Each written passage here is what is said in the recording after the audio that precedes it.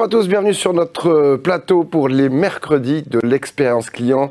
Vous le savez, c'est l'émission où les professionnels de l'expérience client, mais aussi de l'expérience collaborateur, les éditeurs de logiciels, les prestataires de services font découvrir leurs meilleures solutions et toutes leurs nouveautés. Un rendez-vous de professionnels pour les professionnels. Et aujourd'hui, le thème du jour, c'est comment l'intelligence artificielle apporte une efficacité opérationnelle supérieure pour créer des liens durables entre une marque et ses clients. On va aussi se baser sur l'étude, sur les réponses à l'étude menée par l'Agora des directeurs de l'expérience client auprès de plus de 1000 acteurs sur le thème le lien au cœur de la transformation de l'expérience client.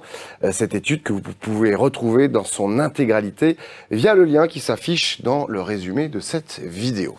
Et sur ce plateau, eh bien, c'est avec Yacine Tari, solution consultante chez Genesis. Bonjour Yacine. Bonjour Alexandre, bonjour à tous. Merci d'être là. Et face à vous, Antoine de la Bretèche, consulting directeur chez Seritech, conseil et ingénierie spécialisée dans la relation client, métier d'intégrateur. Bonjour Antoine. Bonjour à tous, bonjour Alexandre. Avant de développer ce vaste sujet passionnant et qui a été un travail de longue haleine avec cette étude menée par le groupe Agora, Yacine, un petit rappel sur Genesis, leader de l'orchestration omnicanale de l'expérience client dans le cloud. Alors tout à fait, leader de l'orchestration omnicanale. On propose depuis plus de 30 ans des solutions d'orchestration. Depuis 2016, une solution 100% construite sur le cloud. Gestion de l'omnicanalité avec quelques chiffres clés. Aujourd'hui, plus de 8000 clients dans plus de 100 pays dans le monde. 1,5 million d'utilisateurs sur le cloud. Quand même. 300 millions de R&D chaque année. Et plus de 400 nouvelles fonctionnalités l'année dernière. Et aussi reconnu par les analystes comme Gartner avec son Magic Quadrant. Du côté de Seritech, petite précision quand même sur votre métier de cœur. Alors notre métier de cœur, c'est celui d'intégrateur en fait, société de services informatiques. On est spécialisé en fait depuis plus de 20 ans dans le domaine de l'expérience client. Seritech est né avec en s'acoquinant entre guillemets avec Genesis sur des grands projets et sur certains clients qui sont toujours historiquement les nôtres. Et aujourd'hui, on suit en fait la diversification en fait du marché, des besoins autour de l'orchestration des flux, oui, autour des apports de l'IA effectivement pour améliorer l'expérience des clients avec leurs principaux fournisseurs. Alors, je le rappelle, plus de 1000 acteurs de l'expérience client ont répondu à cette étude sur le thème le lien au cœur de la transformation de l'expérience client. Et l'une des questions eh bien, était de savoir dans quel domaine l'IA, l'intelligence artificielle, permet de créer un lien plus fort, plus durable entre l'entreprise et ses clients. Et justement, je vous propose qu'on découvre ensemble les réponses à cette question. Ça s'affiche pour nous, on le découvre. Voilà, superbe. Yacine, alors. Avec nos clients, l'utilisation de l'IA, l'adoption de l'IA est de plus en plus forte et on le voit effectivement aujourd'hui. Antoine, du côté de chez Seritech, justement, qu'est-ce que cette intelligence artificielle apporte en termes d'automatisation des tâches? Alors, précisons tout d'abord que quand on dit automatisation des tâches, en fait, on entend bien automatisation des parcours clients.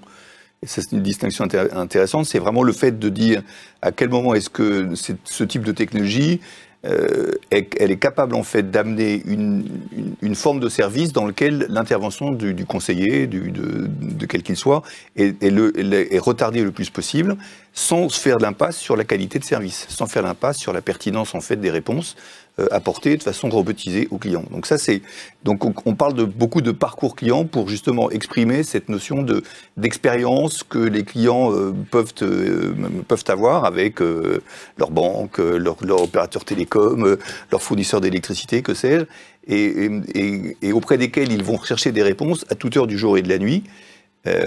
Toute la question qui est posée donc à ces fournisseurs de services, c'est de savoir dans quelle mesure ils sont capables de leur répondre avec la même qualité de réponse, en dehors, sur des horaires étendus et de façon robotisée.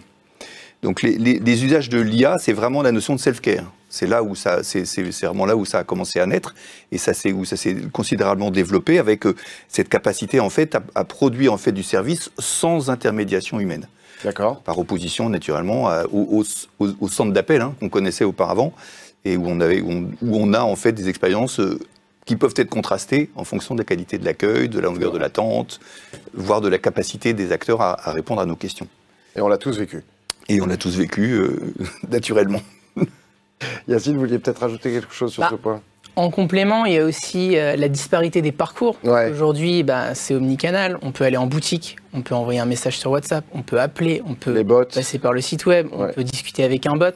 Donc en fait, aujourd'hui, l'intelligence artificielle, comment on l'utilise pour avoir le bon cas au bon moment avec le bon point de contact. Comment on utilise tout ça pour générer du contexte. Par exemple, pour des agents qui sont en back-office, pour des experts de l'assurance qui vont aller faire des sinistres, comment ils remontent tout ça, comment ils sont assistés par l'IA pour à la fin servir au mieux le client. D'accord. Alors justement, Antoine, est-ce qu'on peut expliquer un petit peu comment ça a finalement démarré tout ça? Tout à fait. Alors, ça a démarré en fait avec on va dire vraiment l'aboutissement de technologies qui sont d'ailleurs relativement anciennes pour certaines. C'est en tout cas ce que dit Yann Lequin. Donc ça, je me réfère au gourou en la matière. Sur la compréhension du langage naturel, ce qu'on appelle la NLU en anglais, Natural Language Understanding, qui est en fait la capacité automatisée, robotisée en fait, de laisser quelqu'un s'exprimer naturellement, comme on le fait aujourd'hui, de façon comme vous et moi, charge en fait au robot effectivement de comprendre ce qui se dit, de détecter quelle est l'intention et donc d'aller chercher ensuite le contenu ou les réponses qui sont pertinentes a priori par rapport à l'intention qui a été détectée par le client. Ce qu'on peut dire aujourd'hui, c'est que les robots tels que ceux qu'on implémente avec les technologies de Genesis, les robots, par expérience, aboutissent à un taux de succès qui est d'à peu près de 80-85% sans entraînement particulier. On va revenir sur la notion d'entraînement. Et après, admettons, une période de peut-être 3 semaines, 1 mois, où on a acclimaté en fait le moteur au verbatim, à la terminologie, à la sémantique employée par les clients, au domaine sur lequel l'organisme ou le donneur d'ordre en question veut mettre en place son robot, on arrive à des taux de succès qui vont dépasser les 90%. Ça veut dire que 9 fois sur 10, quelqu'un qui s'exprime naturellement va être compris par un robot sans intervention humaine. Et ça, c'est vraiment quelque chose de tout à fait remarquable. Juste, si je peux me permettre, qu'est-ce qu'on appelle naturellement? Parce qu'on ne parle pas forcément tous de la même façon. Alors, on ne parle pas tous de la même façon, et c'est toute la vertu en fait de la période d'entraînement, c'est qu'effectivement, quand on met en place ce type d'instrument, on commence par se dire quelle est la façon avec laquelle je m'exprimerai pour demander tel ou tel service. Et puis ensuite, l'expérience fait que on va rencontrer des gens qui vont utiliser de l'argot, qui vont utiliser des formules particulières, des idiomes, parfois peut-être employer des langages de région. Et c'est ces éléments-là qu'on vient rajouter finalement au corpus de données qu'exploite le moteur pour qu'il soit capable en fait d'élargir le spectre de sa compréhension.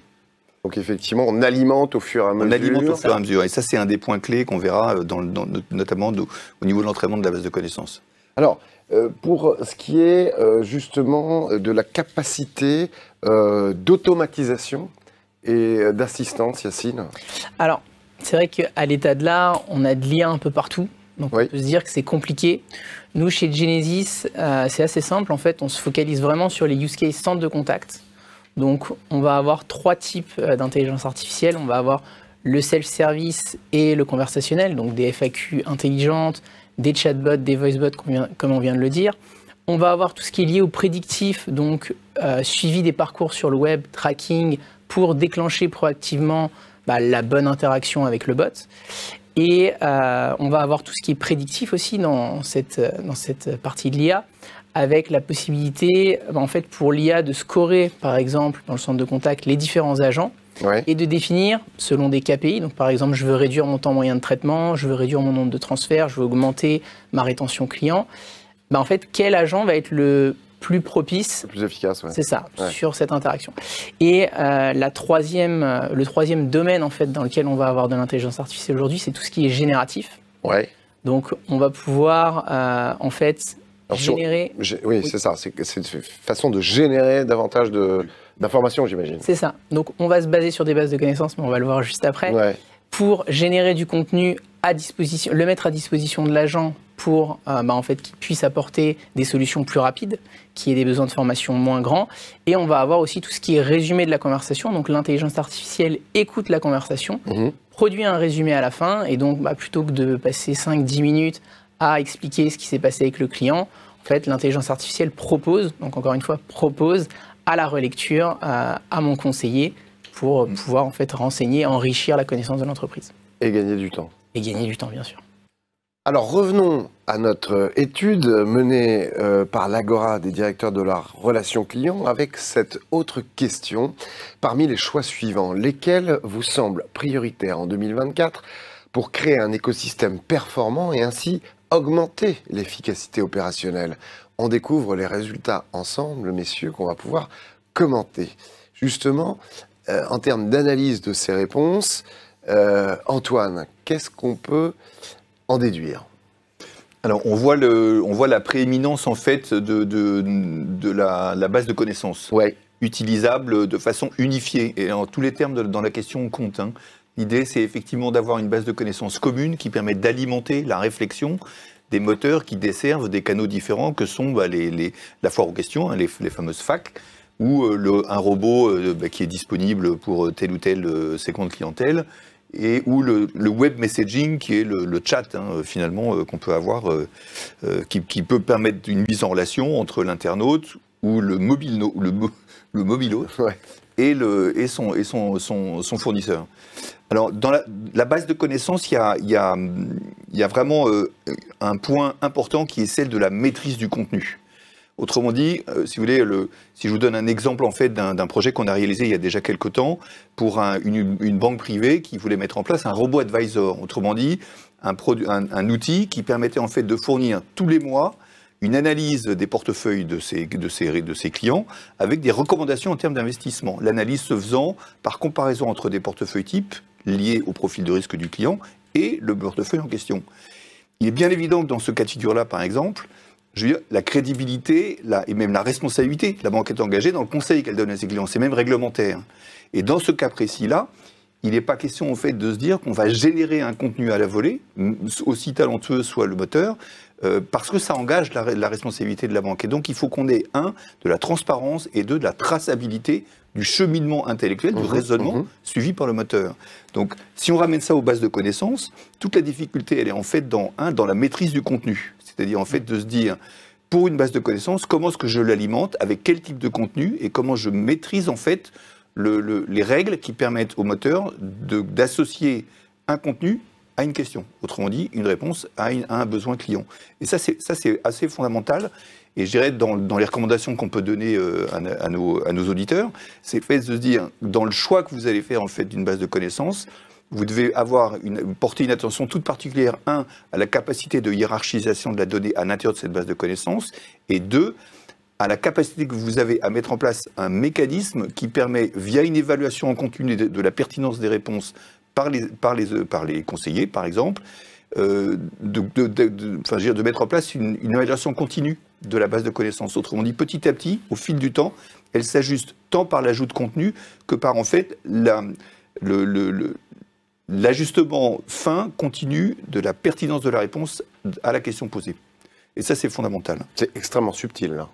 Je dirais en termes de sémantique et en termes de sciences cognitives, oui, on est dans des choses assez fines. Et aujourd'hui, on a des robots ou des domaines dans lesquels on veut mettre en place des robots comme le droit, entre autres choses, où naturellement, je veux dire, quand même l'analyse sémantique et la finesse de raisonnement, elles sont clés pour ne pas parvenir à quelque chose de faux ou même d'illégal.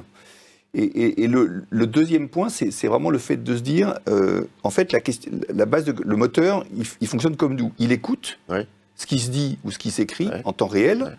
Il comprend, en fait, les sujets qui sont abordés. Et là, il y a des subtilités et des difficultés, parce que quand vous êtes dans une logique, par exemple, de digression, où plusieurs sujets sont abordés successivement, là, les moteurs ont quand même du mal à suivre, encore aujourd'hui. Mais bon, à supposer que effectivement l'intention du client soit détectée, ensuite le moteur doit être capable en fait, vis-à-vis du contenu dont il dispose, de faire le lien intellectuel, on va dire sémantique, entre la question posée et le contenu qu'il a à sa disposition.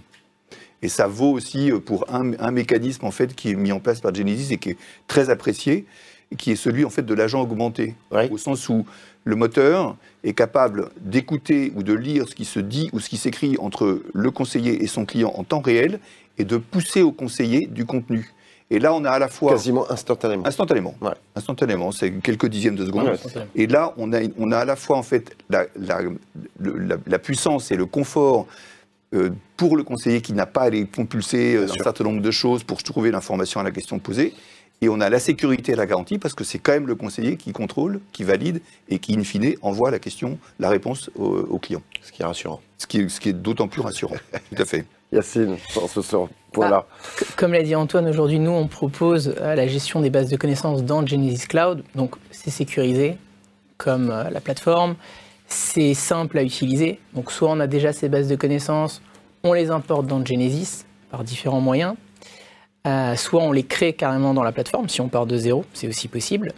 Et une fois qu'on a ça, aujourd'hui par exemple, on a des clients qui l'utilisent sur différentes applications. Donc le bot va aller se nourrir de la base de connaissances pour fournir une réponse en self-service, que ce soit du digital ou que ce soit de la voix. Comme vient de le dire Antoine, on va proposer des articles de base de connaissances pour assister les conseillers dans leurs réponses. On va pouvoir aussi aller dans la finesse en proposant différentes réponses, parce que si je suis avec un voicebot ou si je suis avec un chatbot, il peut m'envoyer un pavé, c'est pas très grave. Un voicebot, s'il commence à me lire un article de 200 lignes, j'aurais raccroché avant d'avoir la fin de ma réponse. Ce qui est intéressant aussi, et je vais lire une citation d'un de nos clients, c'est justement en maîtrisant bien son parcours, de pouvoir utiliser la connaissance au bon endroit.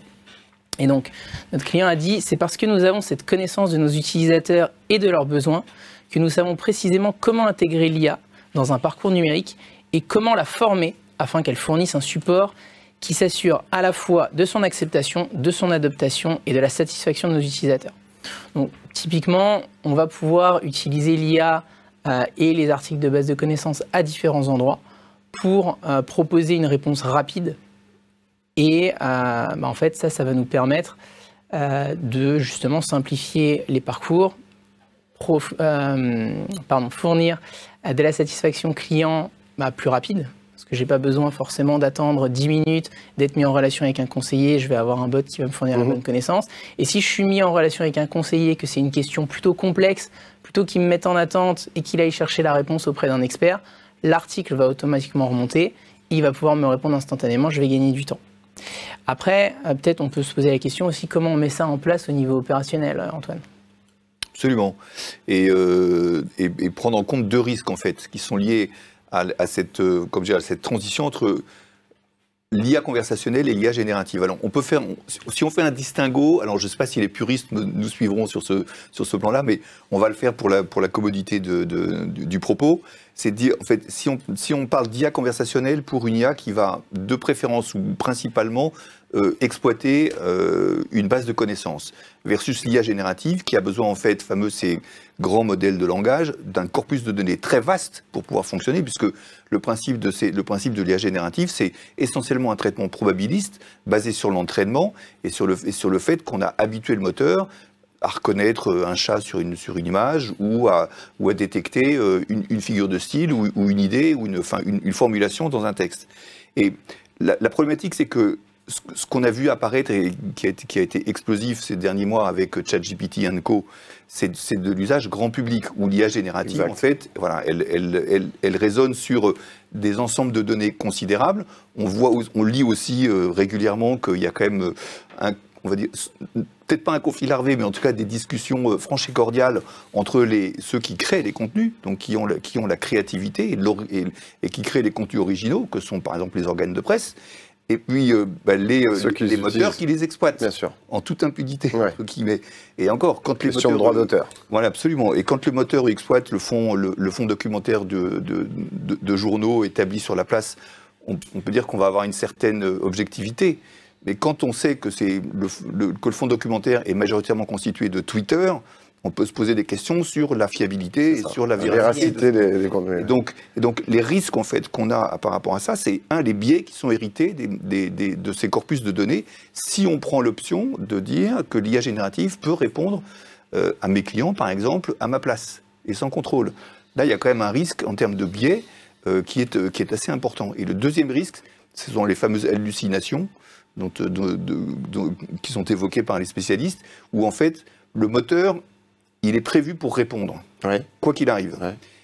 Et dans tous les cas de figure, il va toujours fournir une réponse. Sauf que dans certains cas, il ne va pas forcément trouver, parce que d'un point de vue probabiliste, ça ne va pas être idéal, il ne va pas trouver exactement, entre guillemets, chaussure à son pied, dans les données qu'il a à disposition pour formuler sa réponse. Et il va halluciner, et il va parfois être très fantaisiste. Et donc, en fait, la difficulté, c'est le fait qu'à la même question posée au moteur, à deux moments différents, la réponse ne sera pas la même. Parce qu'il aura été alimenté entre-temps. Ou parce qu'il a été alimenté entre-temps, ou bien parce qu'il a suivi un traitement probabiliste, et donc qui n'a pas été le même.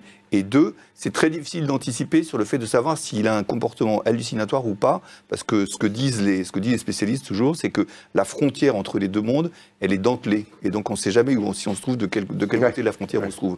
D'où le fait qu'aujourd'hui même, et Yacine va le redire, mais l'IA générative dans le domaine B2B, B2C, dès lors qu'il y a la responsabilité de l'entreprise qui est engagée, les cas d'usage sont encore réduits. Ça marche pour le grand public, parce que forcément, on a de la tolérance, et il y a quand même des résultats extraordinaires, mais dans un domaine un peu plus encadré et réglementé, oui, il y a des risques qu'il faut savoir maîtriser. Et Antoine, je voulais savoir justement quelles problématiques vous aviez rencontrées avec des clients pour la mise en place, justement. Est-ce qu'on peut évoquer ?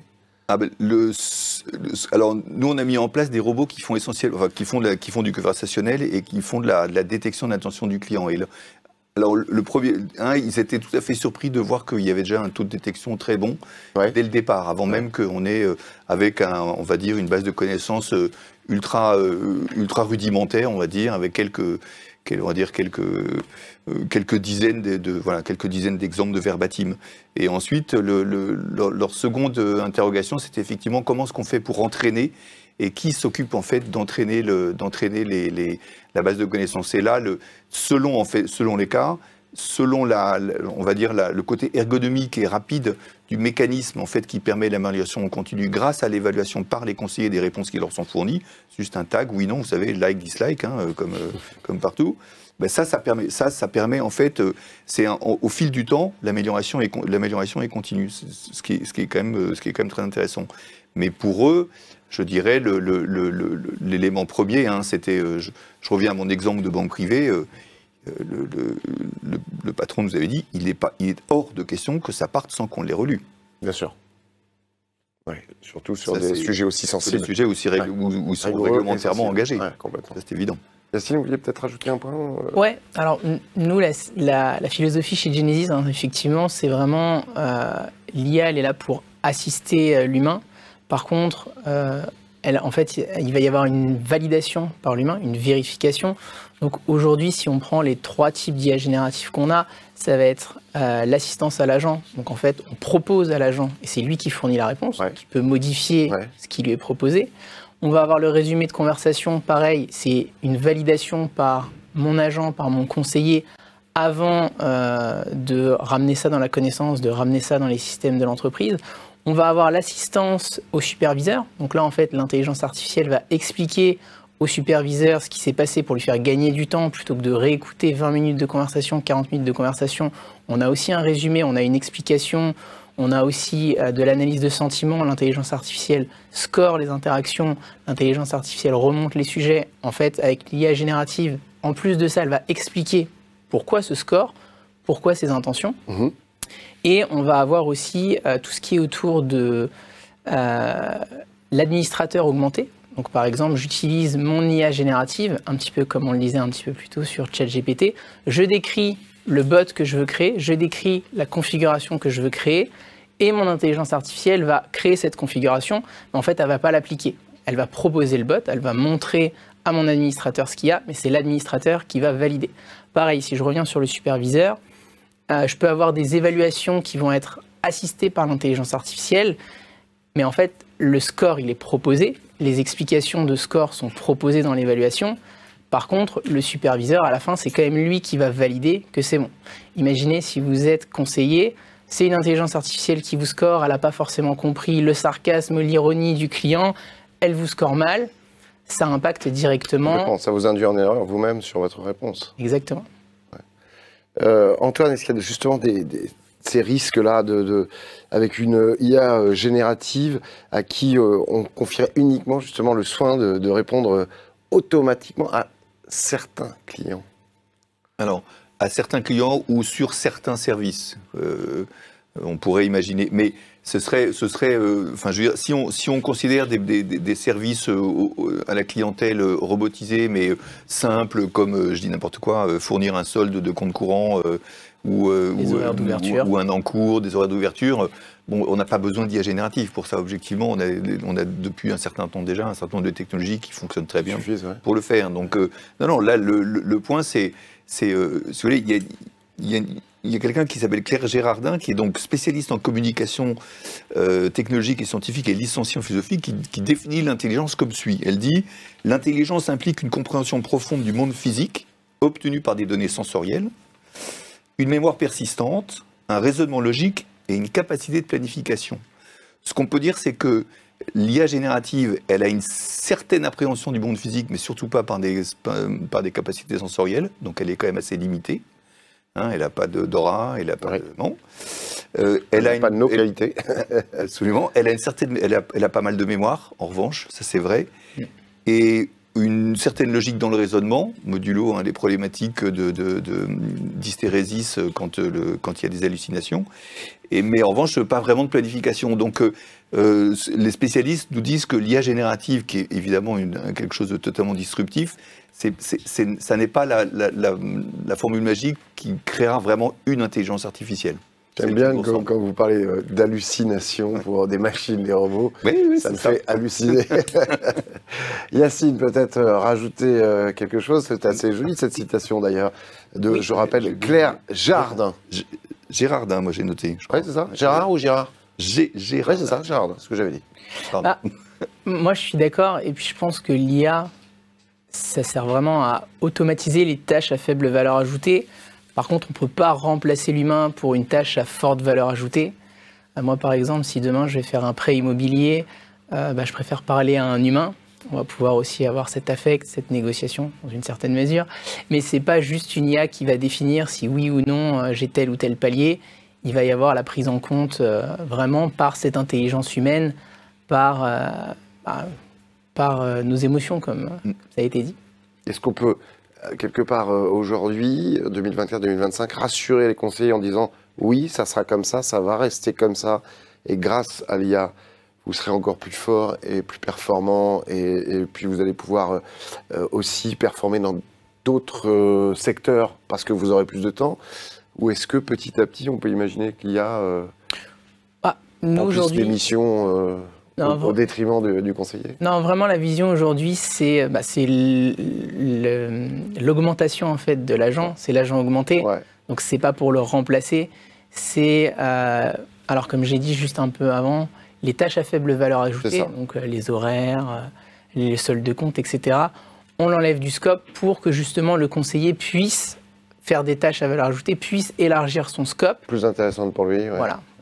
Donc ça, c'est vraiment l'idée. Et peut-être pour conclure, moi, les 3 points qu'il faut retenir, c'est dans l'automatisation et la robotisation, il faut définir les bons use cases. Donc en fait, comment on conserve cette cohérence dans les parcours. C'est important que les clients vraiment fassent cet exercice, qu'ils soient accompagnés donc par les intégrateurs, par les éditeurs. Bien épaulés, effectivement. Et les moyens de mise en place, nous, on les a chez Genesis, on les a chez nos partenaires comme Seritech. En second point à retenir, je pense que c'est important de retenir justement l'IA générative, elle assiste et elle ne remplace pas. C'est vraiment une proposition et derrière, il y a une validation humaine. Et en troisième point, l'IA, elle se base sur la donnée, donc comme on l'a dit précédemment, et son traitement aussi, le traitement de la donnée, avec les statistiques. Et donc, il faut une cohérence dans la gestion des parcours, il faut une cohérence dans la gestion de la donnée. Oui. D'où vient la donnée? Si c'est Twitter 2021-2023, est-ce que je suis fiable? Et donc, quand on a tout ce traitement de la donnée qui est bon, on va pouvoir bien orchestrer ses parcours, bien analyser les résultats et apporter du coup de la connaissance dans l'entreprise. Et donc, en fait, c'est un cercle vertueux pour l'amélioration de la satisfaction client. Merci, messieurs. Je rappelle à nos amis qui nous regardent que cette étude menée par l'Agora des directeurs de l'expérience client auprès de plus de 1000 acteurs de la CX est intitulée « Le lien au cœur de la transformation de l'expérience client », eh bien, elle est disponible, elle est téléchargeable dans son intégralité via le lien qui s'affiche dans le résumé de cette vidéo. Voilà, merci à vous de nous avoir suivis. On se retrouve très vite pour un prochain mercredi de l'expérience client. En attendant, prenez soin de vous. Ciao.